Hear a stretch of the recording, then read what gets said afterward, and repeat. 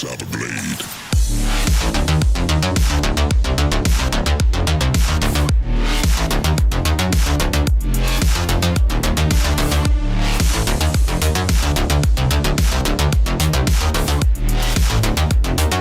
Seek the light in darkness.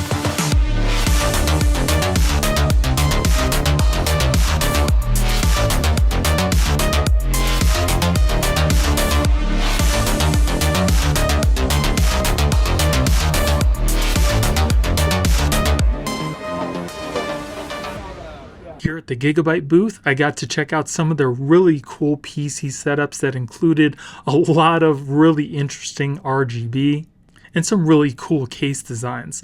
I also got to check out some of the brand new Nvidia 5000 series graphics cards.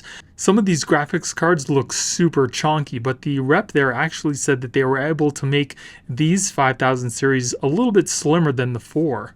He wasn't able to give me a lot of specs. I was really interested to see if they were including the HDMI 2.1 this year, which I would assume that they would. And some of the fans on the graphics cards also seem to have little RGB LEDs at the very tip to give you a really cool spinning effect. They should be releasing these cards on January 30th, so if you're looking to get one, make sure you look out because I'm sure they're going to go fast. If you were looking to make your gaming experience super immersive, this XCO pod was super cool. It's got a 15-channel, 20-speaker system that can give you 9.2.4 immersive sound. So you can pretty much hear everything that's going on around you. So you don't need an extravagant sound system or even a soundbar. This chair has haptic feedback, so when you're shooting or there's explosions, anything like that, you feel it in the chair. It's also super quiet due to all the sound dampening in the chair, so if you're standing behind the chair itself, you really won't hear very much. It's only from the very front.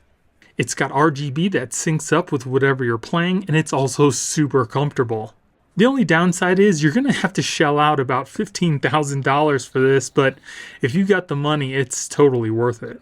One of the coolest products by far that I've seen at CES this year has to be the Haptic Inverse 3. This is a 3D haptic feedback controller that you could use to manipulate things in 3D, but not only that, but you can also feel the object right at your fingertips. So not only can you move the cursor around in 3D space, but you can also feel things that your cursor or whatever is on your screen is bumping into, so you can feel that and you get that feedback from the inverse. In the demonstration here, you can see that we have this gel-like square and we have a little ball. The little ball is what I'm controlling, and whatever touches that ball or whatever you roll the ball onto, you get that feeling of the gel, or if there's like little bumps in the gel, when you're moving the cursor around, you feel every single little bump. It is super cool. At first glance, you might think that this product is just a gimmick, but it's really not. It's very accurate, and you actually feel what you're seeing on the screen. This product is geared more for people who are doing 3D modeling or CAD or something in 3D, or even surgeons that are trying to maybe practice surgeries in VR, because typically when you're in VR, you don't get that resistance when you bump into something. You just kind of go through it without any feedback, or maybe you get a rumble. But with this product, you actually get that resistance because when you hit something, the pen won't move any further, so you feel everything that you see. They've got 3 different models. 2 are kind of more for commercial use, like I said, more for surgeries or high-end 3D CADing. They also have one that's geared more for retail, regular consumers like me and you that you just want to toy around at home, and that's the Minverse. The biggest difference between the cheaper and the more expensive models is the cheaper models don't have as much range, and they also don't have as strong of a feedback, whereas the more expensive ones, you really feel a very strong feedback and they have a wider range of movement. Samsung looking online. Samsung, yeah. We had a contract. Show the blizzard in Colorado Springs. I did have a blizzard up earlier across Texas. Really? You're from this Colorado. road yesterday, and then today out of nowhere the wind is blowing all the snow around.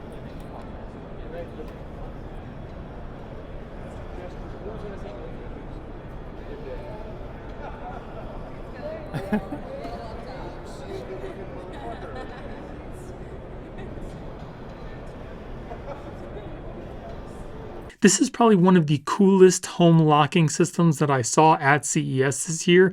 And the cool thing about this lock is the fact that it has a palm reader. So you don't have to worry about using the fingerprint sensor and your fingerprints being dry and it not working all the time. Whereas the palm reader actually reads the veins underneath your skin. So it doesn't matter if your hands are dry or not. And it opens up the lock super quick.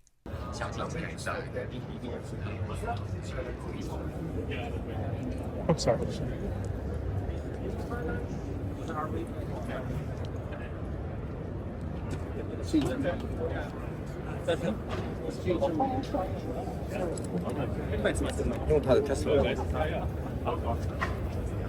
Probably.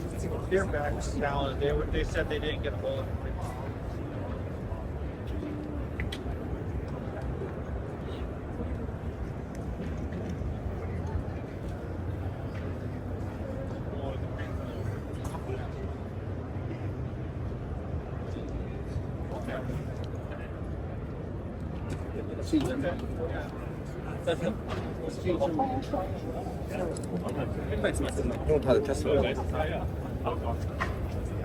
Probably. Their backs down. They said they didn't get a bullet.